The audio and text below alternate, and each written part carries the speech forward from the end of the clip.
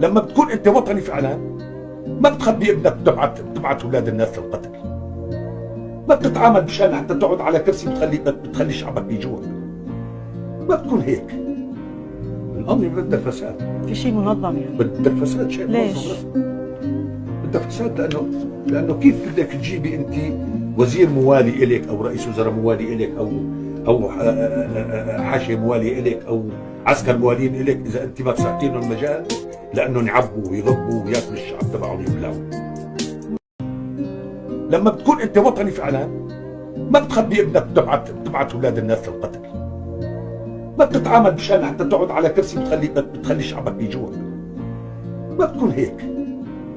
الامر بدها فساد، في شيء منظم يعني. بدها فساد، شيء ليش؟ بدها فساد لانه كيف بدك تجيبي انت وزير موالي اليك او رئيس وزراء موالي اليك او حاشيه موالي اليك او عسكر موالين اليك اذا انت ما تسعتين لهم المجال لانهم يعبوا ويغبوا وياكلوا الشعب تبعهم يبلعوا.